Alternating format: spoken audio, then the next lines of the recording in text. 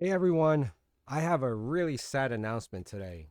You guys have seen all my videos talking about interviews and landing certain jobs, how to create and craft your resume so, hiring managers will look at it or HR will look at it, talent acquisitions will look at it and say, I want this person in, I want to interview them, I want them to be sitting in front of this hiring manager and go through the entire process, 4 interviews, 5 interviews, and then ghost them.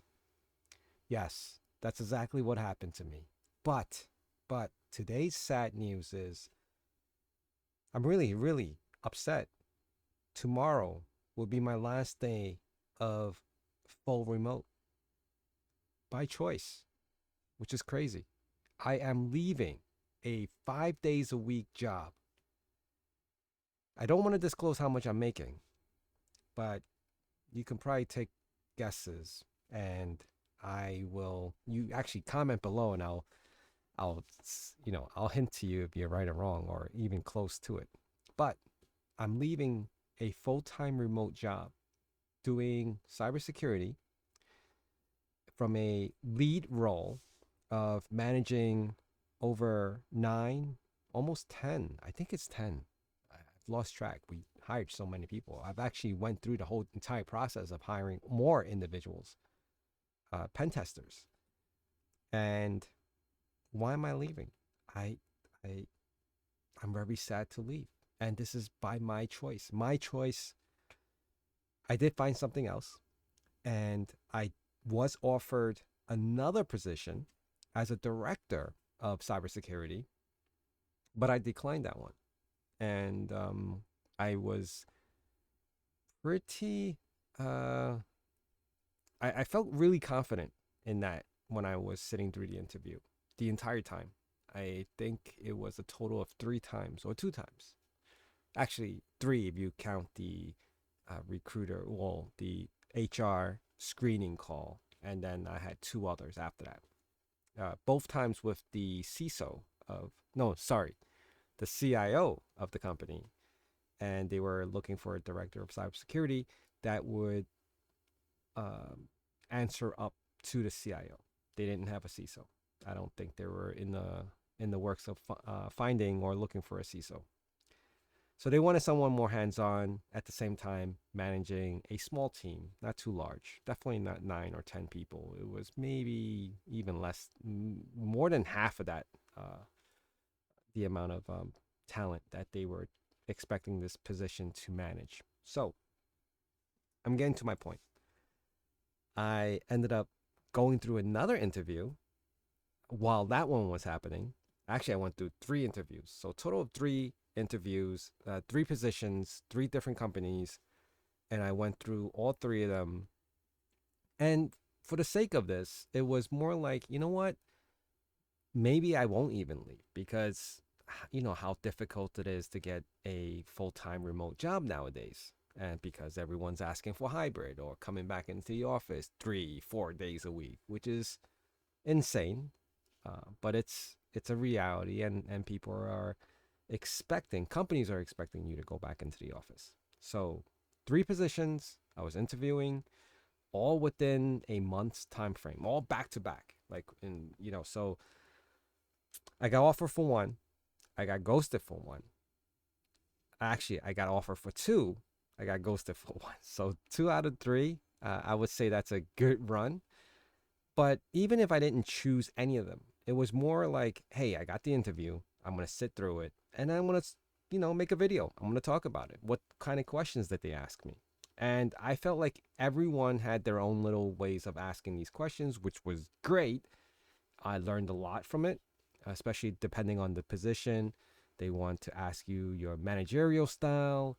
How do you deal with certain situations?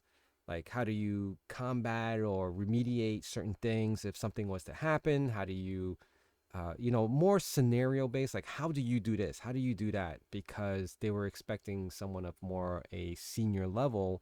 So if you're more senior level, closer to management, or if you are management, they want to see how you handle the situation and how you would manage the individuals under you to do that work. right? They don't expect you to do every little, technical aspect of it. So great, awesome. So 2 out of the 3, I'm not even gonna talk about the ghosting one anymore because I've mentioned that in the past. Went through four interviews and nothing. They were so confident. They were so persistent on telling me that I was the great fit, I was the perfect candidate, and then nothing. It's been months now, so I didn't even want to follow up at that point because I knew 2 3 weeks after that, it's a done deal. They're not looking for me, at least. They probably found somebody else. The I didn't even go back as far as checking to see if the position was still posted or not. I kind of just like, you know what? Forget it. I'm not even going to deal with it. So, focused all my attention on the 2 that gave me an offer.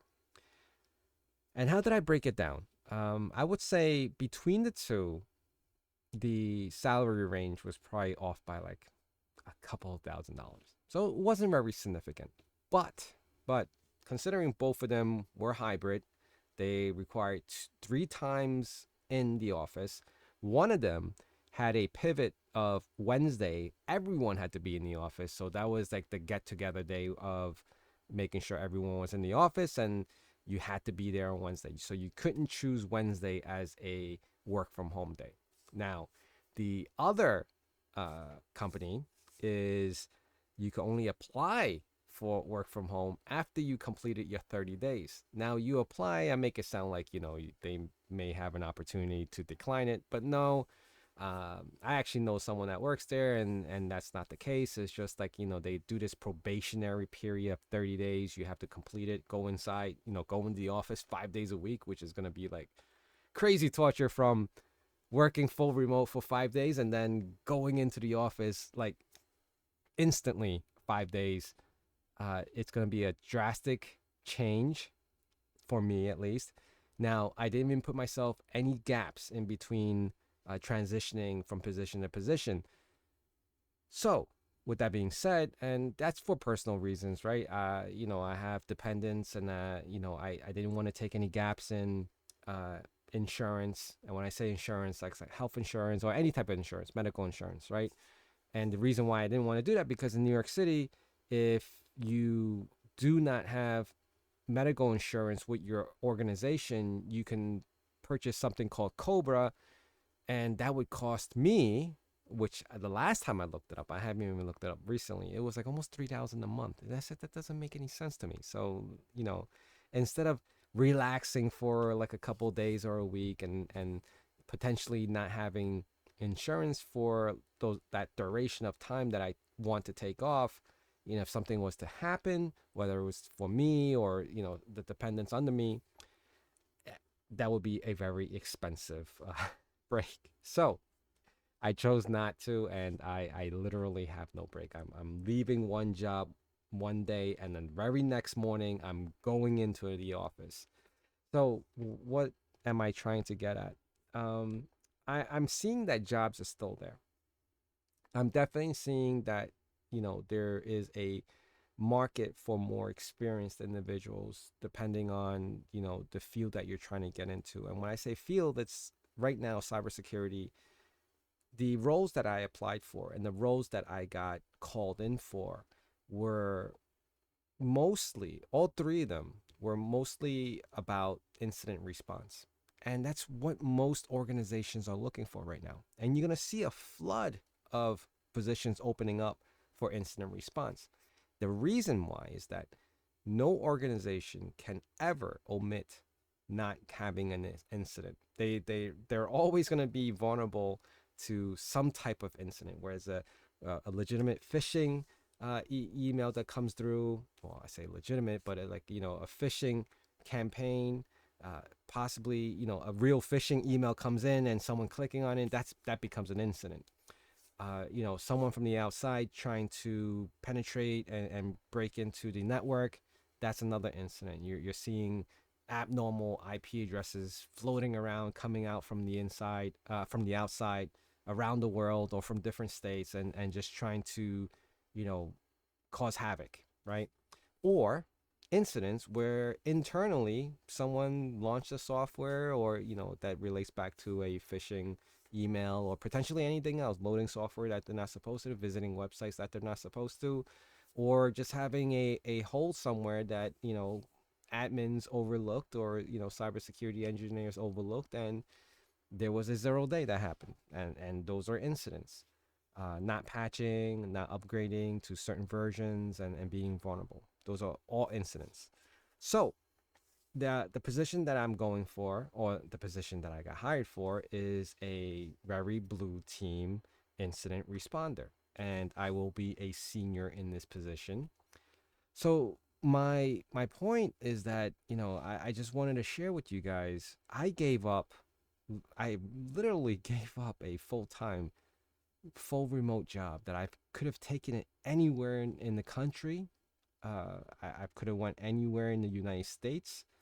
I could have moved across, you know, the world, for the most part, and still would have been employed by this, by this employer. But I gave all that up, and I had really good reasons. And I would definitely share a lot more as time goes on to let you guys know what it is that I'm transitioning into. It's almost like I don't want to share too much because I'm not there yet. But for the most part, it's pretty much said and done at this point. But as much as you guys are looking for full remote jobs, and I spoke to my current, while I'm still here in this current job, well, I spoke to my current manager. They said that anyone that is full remote now will continue to be remote, but if they decide to leave and the company tries to backfill, they are backfilling people to a closer uh, travel distance to an office, one of our headquarters, or remote offices. They are not looking for anyone full remote. So, with that being said, my position as of right now, which is full remote, if I chose to stay, but now that I'm not, they would venture out and look for someone, a candidate that would be close to an office, and they would continue their hybrid system with these individuals that they hired going forward. So I just want to put that out there, that it's a market that has changed dramatically from full-time remote, 5 days a week, not having to go into the office, to a hybrid system, which most are three is normal going into the office, four is kind of tense. And obviously, there are other jobs that are just full time in the office, and you have no option of doing any kind of telecommuting, which is not great. Work life balance, like we always speak about. So that's pretty much it. I just wanted to share that story with you. And hopefully, you guys can comment below if you want to find out more about why I made this decision. And depending on how much comes in, I would probably do another video to explain myself. All right. I want to thank everyone, and please take care. And I'll see you guys again really soon.